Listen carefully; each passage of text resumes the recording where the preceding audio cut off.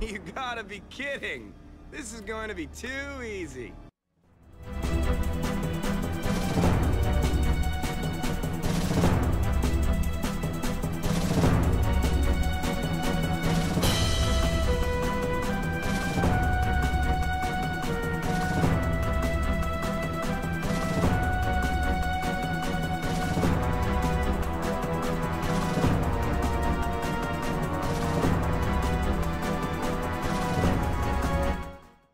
Hey there guys, Nordic Warrior here, welcome back to my video game review series. So as long-time subscribers of mine will know, I'm a big fan of the 6th generation of gaming, and I've reviewed many games from that era in the past. And it's a time period in gaming that I have very fond memories of. When it comes to the Marvel Comics series, there were several pretty awesome games from that generation that made pretty good use of the license. For example, you had the excellent X-Men Legends series. I'd include Marvel Ultimate Alliance in that series as well, another beloved classic. You had the Spider-Man games, the Hulk games, and several others that were pretty good in their own right. And there were plenty of movie license games as well as original titles, many of which I have fond memories of. The game we're going to be talking about today is one that I just played for the first time recently, and was quite excited to check out. Marvel Nemesis Rise of the Imperfects, released in 2005, developed by Instigate Games. Before I get started with the review, a bit about my own personal history with the game. So I can remember very clearly when this game came out, and I considered buying it. But for some reason I decided against buying the game. I don't know why this was exactly. I guess you could say I kinda had a gut feeling about it. I never saw any trailers for the game or really read anything about it back then. I just saw it on the shelf of a gaming store, and contemplated whether or not to buy it, rather than something else. And despite me being a massive Marvel nerd at the time, and a bit of an edgelord, and despite the cover of the game looking quite cool and edgy, I just for whatever reason had a gut feeling that I wouldn't enjoy the game, and couldn't bring myself to pay full price for it. So I didn't bother buying the game, but I figured I would get round to it at some point in the near future when the price goes down. As it happens, I completely forgot about the game for a while, and it kinda went into obscurity. The next time I heard about it was on YouTube, as well as on a few gaming forums where it became clear to me that the game had basically become a meme. One of those games that was torn apart by critics, yet for whatever reason had a fan base that seemed to enjoy the game, if only ironically. It was quite a popular game for the early YouTube reviewers to talk about, since it often got requested by viewers.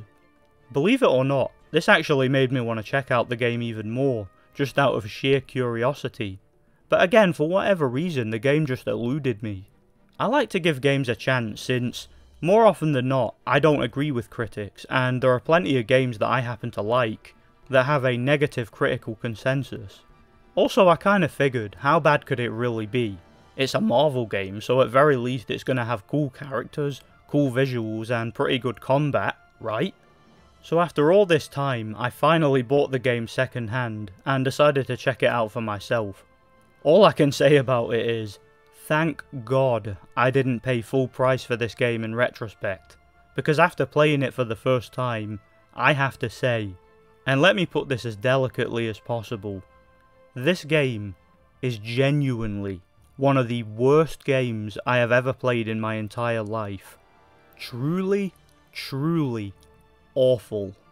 I was honestly shocked by how bad this game is. So much so to the point where I'm actually astounded that it even got released in the first place. I've played a lot of bad games over the years, some of which I've even reviewed on the channel, but this game might actually be the worst one I have ever played, and I am not exaggerating. Those of you who have been following my channel will know, I'm relatively objective when it comes to my criticisms of games, and I don't tend to exaggerate my criticisms. When I criticise a game, I like to do my best to articulate my criticisms as best I can, and I guess you could say that when it comes to these older games, I'm a lot more lenient and less critical than most. And this is because when it comes to these games, you have to take into consideration the technical limitations of the time, and understand that these aren't multi-billion-dollar, modern-day blockbusters. No, they're basically budget, middleware titles that basically take generic concepts from popular games and try to incorporate them into their own, using a popular IP, in this case the Marvel Comics series, to sell the game to audiences. And as I mentioned before, there are several games from that time period that were famously able to do that well. But even taking all that into consideration, Marvel Nemesis Rise of the Imperfects is an absolute travesty of a game, and one that was a complete and utter chore to get through the whole way. So let me stop rambling and get to the point. What is it about this game that made it so bad, even when compared to bad games I've reviewed in the past? Let's talk about it. Before I go any further, I'd appreciate it if you'd hit the like button, since it really helps the channel, and don't forget to subscribe if you're new. So right off the bat, one of the main issues with this game is that it doesn't really know what kind of game it wants to be, kind of trapped between two genres if you will. The game is technically a one-on-one fighting game, and that's certainly how it was advertised, but despite that, the majority of the game actually plays as more of a generic third-person action-adventure beat-em-up, and the fighting game side of things seems to be more of an afterthought. The game is split up into two separate modes. You have the Versus mode, which is technically the main feature, with it being a fighting game, and the story campaign, if you can call it that. The story of the game is a bit of a weird one, and right off the bat it pretty much sucks, and there really isn't much to it. It isn't conveyed very well, but we'll get to that later. I'm actually struggling to decide how to even begin explaining the story, because it's hard to understand just from playing the game. I'm sure there's some sort of plot summary on some forum on the internet somewhere, but I really don't care to go looking for it. Basically, Earth comes under attack from a mysterious alien race, and the Marvel heroes will have to work together to stop them. New York City under attack from unidentified forces. We join Claire Strauss live on the scene. Jim, it's crazy out here. I have never seen anything like this. The streets are filled with debris. There are bodies. We're just trying to take cover. Oh, did you see that? Where's Captain America?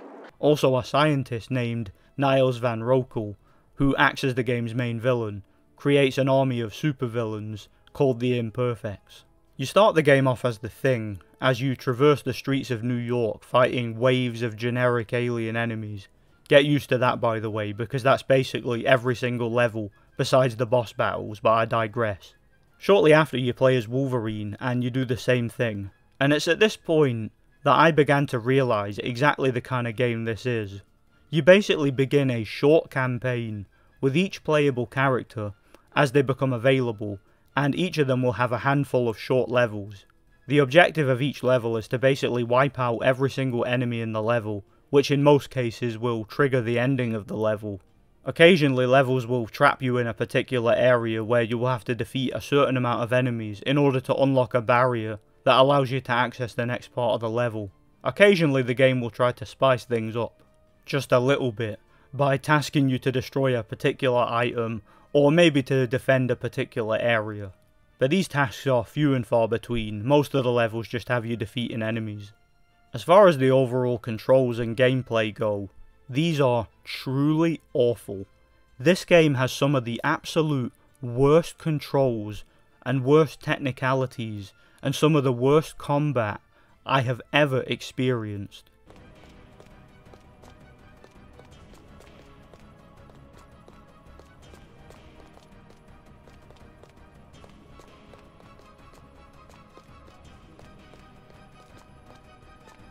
First of all, the controls are very unresponsive.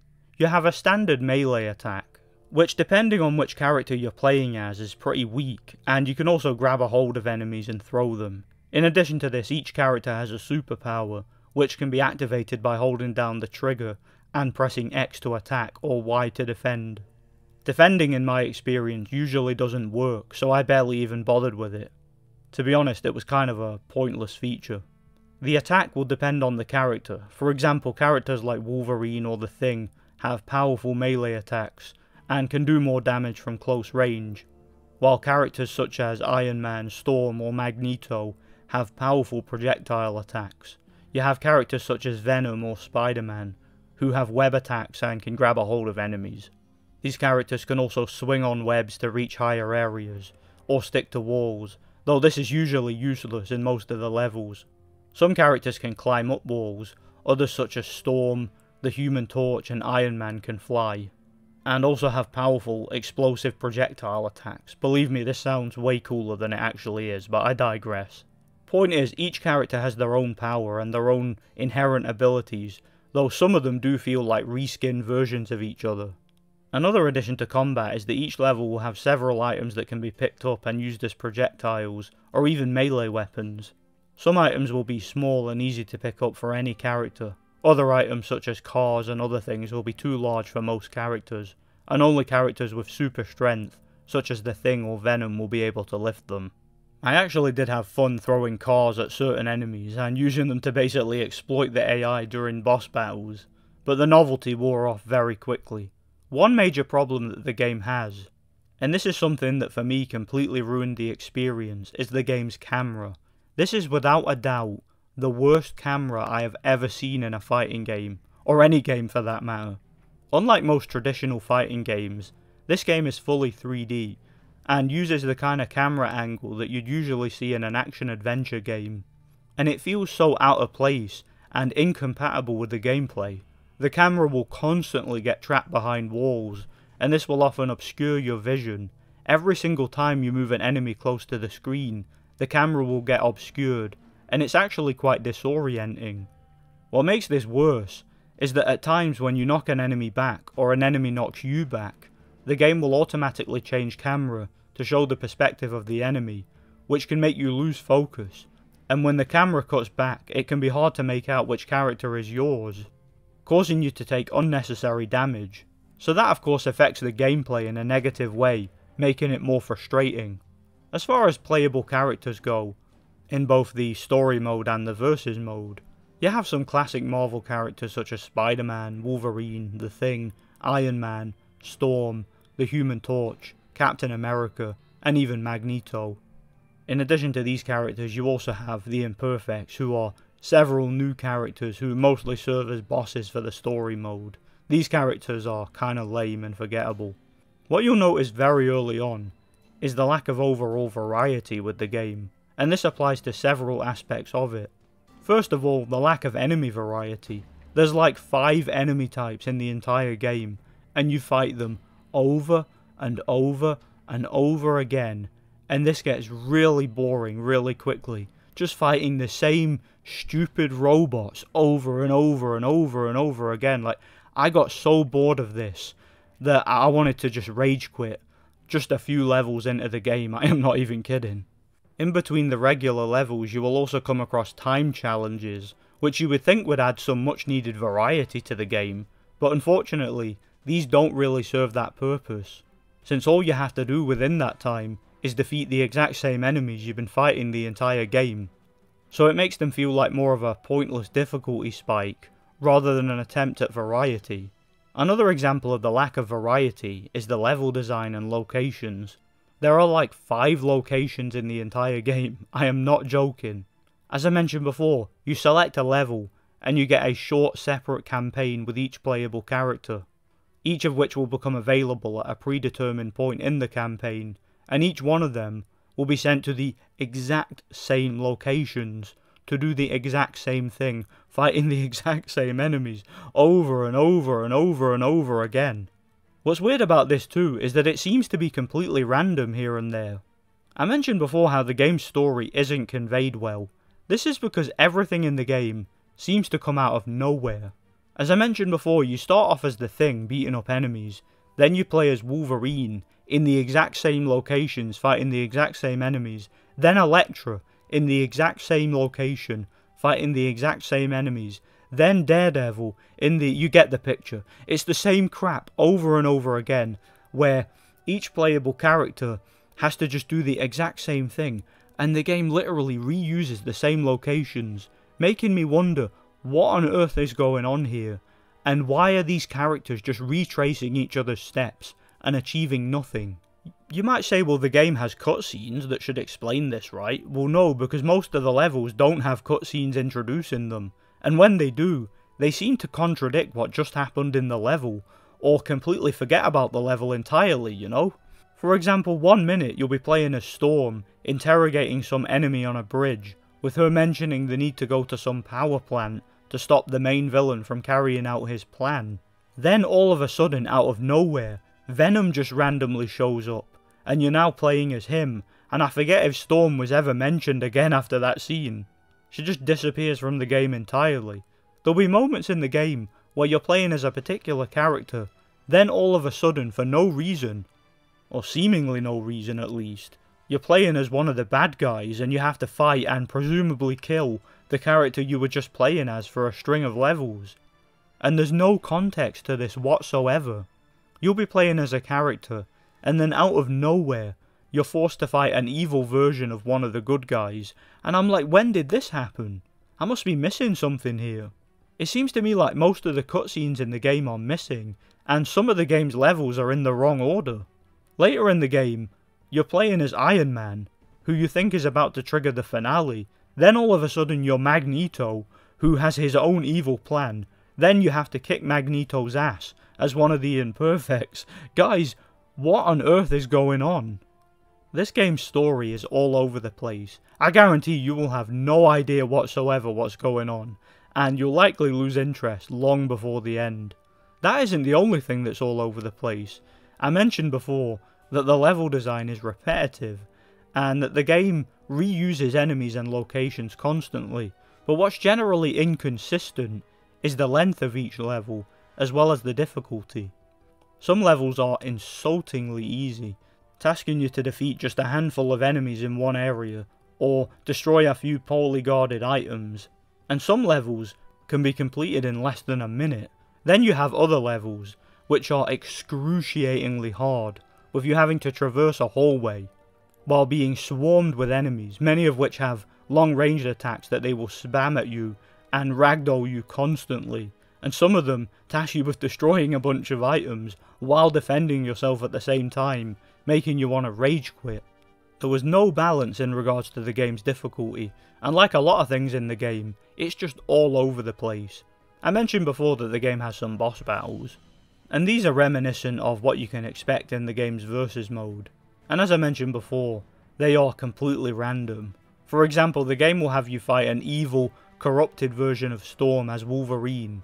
By the way, this is the first time Storm makes an appearance in the game, and it's completely without context if I remember correctly. I mean, this game is so stupid, but whatever. You'll have to fight Venom with Spider-Man, Daredevil with Elektra, etc, etc. You even fight an evil version of the Marvel characters with another Marvel character sometimes, and sometimes you'll even fight one of the Imperfect bosses, or one of the Marvel characters as one of the Imperfect bosses. It's just so random. But the boss battles are usually more fun than the regular levels. Believe me, that's not saying much. There's usually plenty of projectile items to throw at the bosses and exploit the AI and defeat them pretty easily and quickly, at least by the standard of most boss battles in fighting games. However, some bosses have their own projectile attacks and will often spam them, causing you to fail over and over again. Again, this is another example of the game having poor balance in regards to its difficulty. So yeah, you get plenty of boss battles. That's basically all I have to say about the game's story mode. It's boring, it's repetitive, it doesn't make much sense, and it's lame. Moving on. So let's talk about the versus mode. I'd like to say this is better, but yeah, it's really not. Just like the story mode, the versus mode sucks. For a fighting game, it has a relatively small roster, particularly when you consider that it's making use of the Marvel Comics license. You think they would have added way more characters than they did, but I digress. Basically, you take the exact same combat and technicalities from the story mode, and you have one-on-one fights with characters on the roster.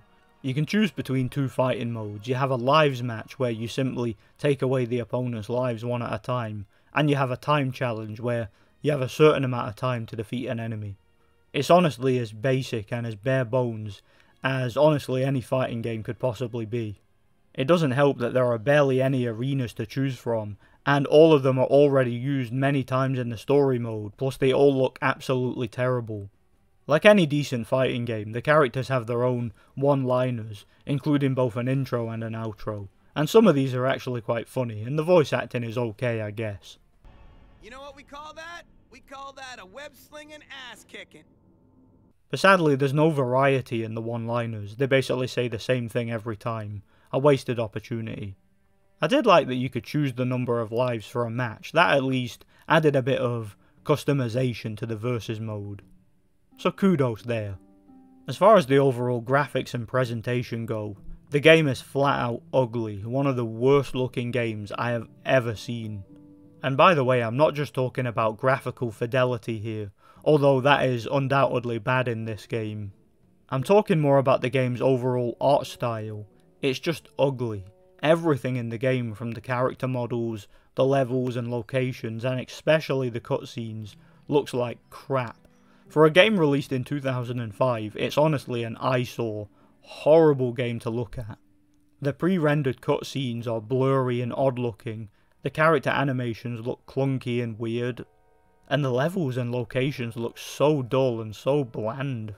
It's just a truly awful looking game. Also, the game's soundtrack is pretty bad too, as well as the overall sound design. The game reuses the same music tracks over and over again, and this got pretty annoying after a while. I particularly got tired of hearing that level complete theme over and over again.